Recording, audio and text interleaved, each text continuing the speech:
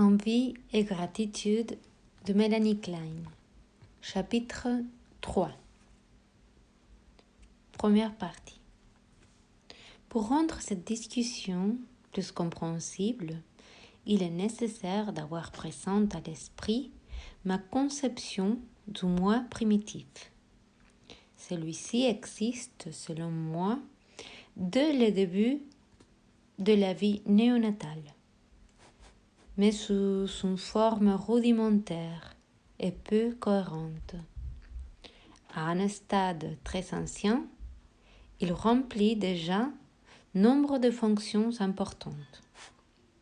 Il est possible que ce moi précoce se rapproche de ce que Freud a désigné sous le nom de partie inconsciente du moi. Freud ne croyait pas que le moi existât d'emblée, mais il attribuait à l'organisme une fonction qui, à mon avis, ne peut être tenue que par le moi.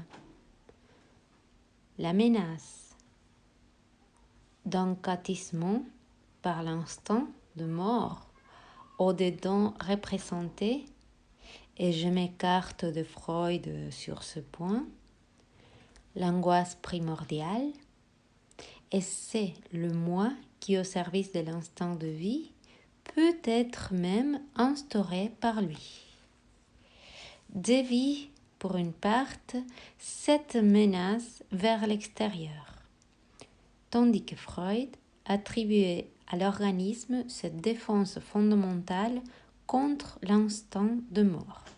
Je tiens ce processus pour une activité primordiale du moi. Il existe d'autres activités primordiales du moi qui dépendent, à mon avis, de la nécessité impérative de faire face à la lutte opposant les instants de vie et de mort.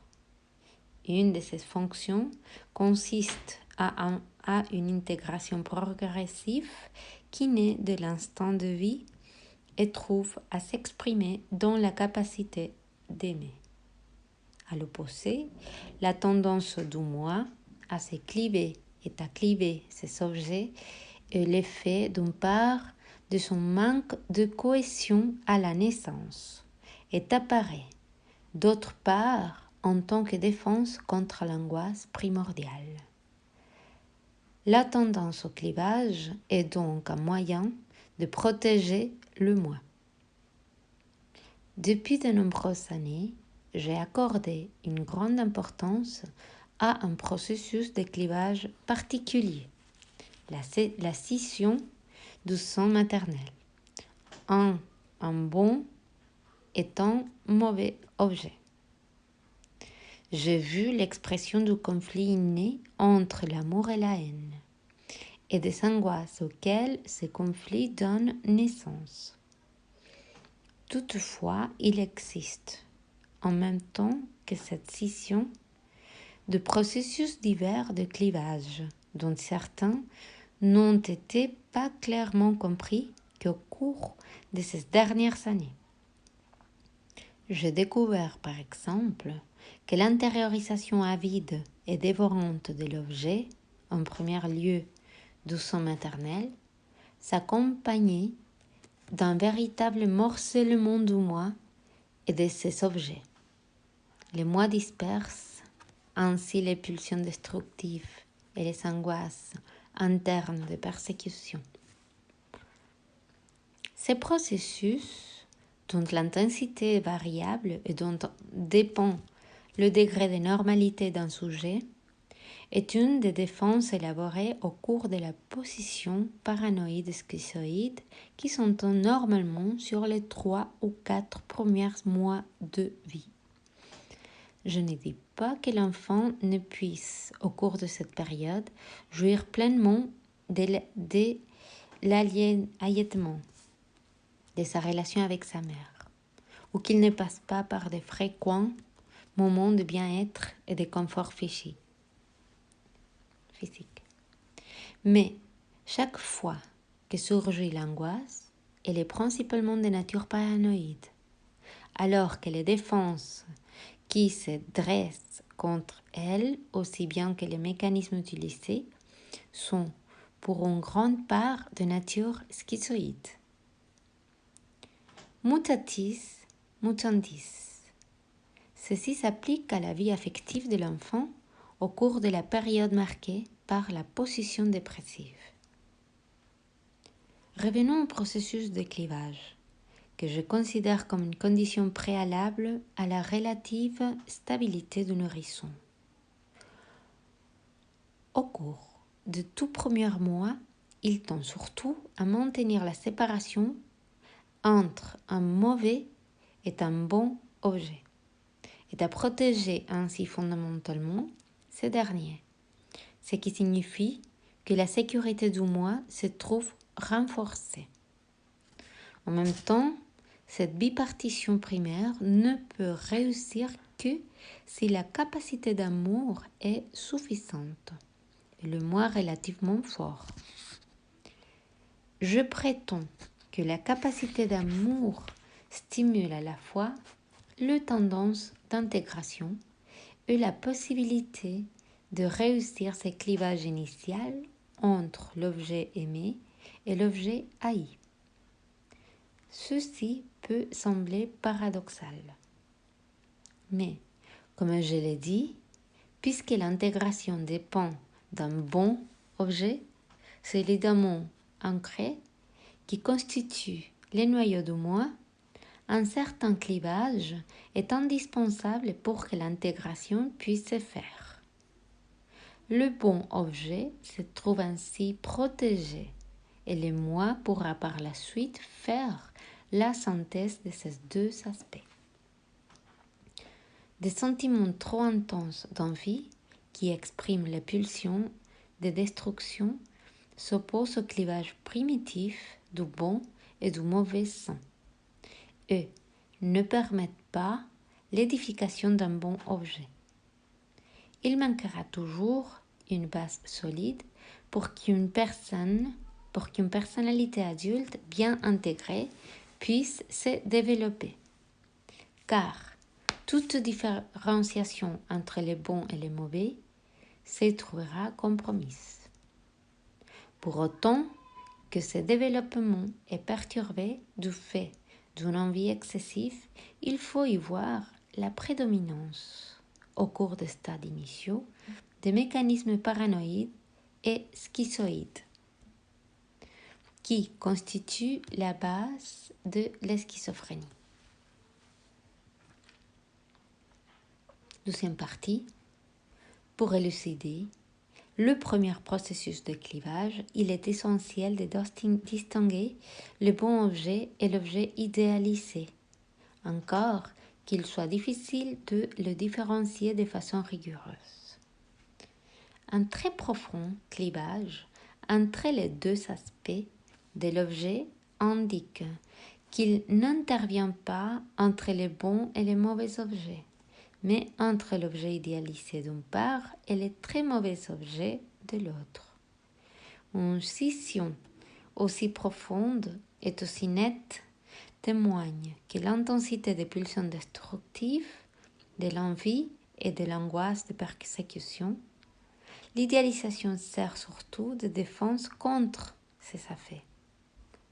Si le bon objet est solidement ancré, le clivage sera fondamentalement de nature différente et favorisera l'activité des processus indispensables pour aboutir à l'intégration du moi et à la synthèse des objets.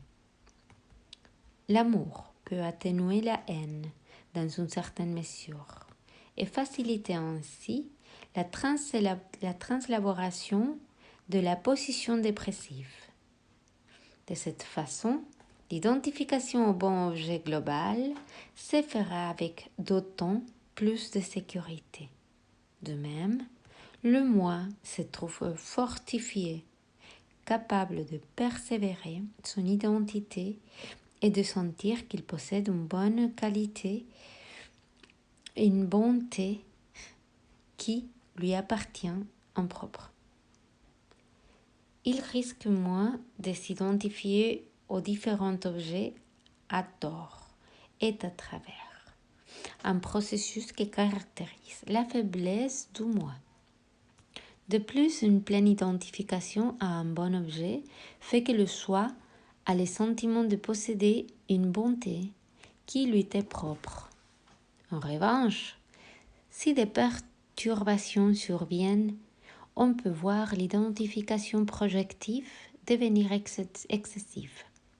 Une telle identification projette les parties clivées du soi sur l'objet. Et de ce fait permet de confondre le soi et l'objet qui vient à le représenter. Ceci s'accompagne d'un affaiblissement du moi et entraîne une profonde perturbation des relations d'objets. Les enfants doués d'une forte capacité d'amour ressentent moins la nécessité de recourir à l'idéalisation que ce qui prédomine les pulsions destructives et l'angoisse de persécution. Une idéalisation excessive indique que la persécution constitue la principale force pulsionnelle. J'ai découvert, il y a de nombreuses années, dans mon travail avec de jeunes enfants, que l'idéalisation est un dérivé de l'angoisse de persécution et constitue une défense contre elle, et que le sang idéal est le complément du sang dévorant. L'objet idéalisé est moins bien intégré dans le moi que le bon objet, puisqu'il dérive surtout de l'angoisse persécutive et à un moindre degré de la capacité d'amour. J'ai également découvert que l'idéalisation découle du sentiment inné qu'il existe au sein maternel, extrêmement bon, sentiment qui a abouti à désirer intensément un bon objet et à être capable de l'aimer. C'est là, semble-t-il, une condition même de la vie ou, si l'on veut, une expression de l'instinct de vie. Et puisque le besoin de posséder un bon objet est universel, on ne peut considérer que la distinction entre un objet idéalisé et un bon objet soit de nature absolue. Certains individus incapables de posséder un bon objet doivent faire face à cette incapacité qui dérive de l'envie excessive en idéalisant l'objet.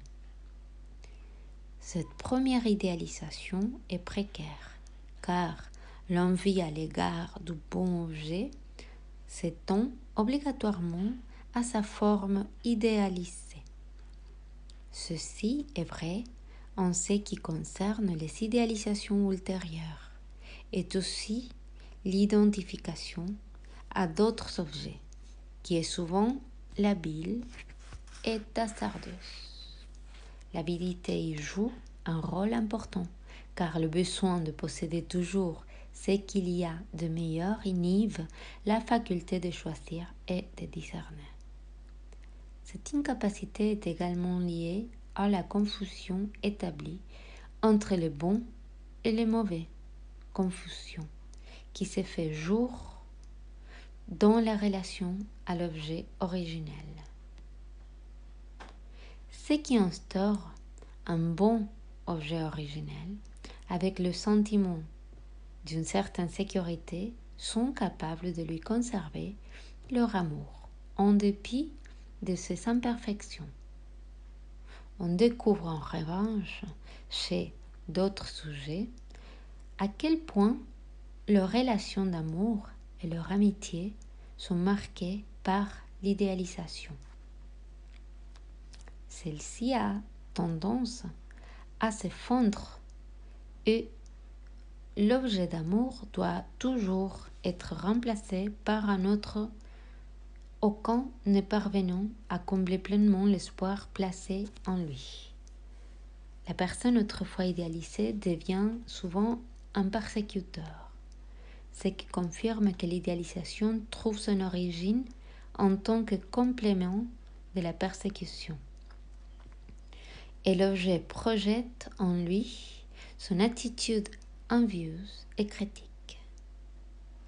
des processus analogues opèrent dans le monde intérieur, où s'accumulent ainsi des objets particulièrement dangereux. Tout ceci conduit à rendre instables les relations humaines et constitue un autre aspect de la faiblesse du moi.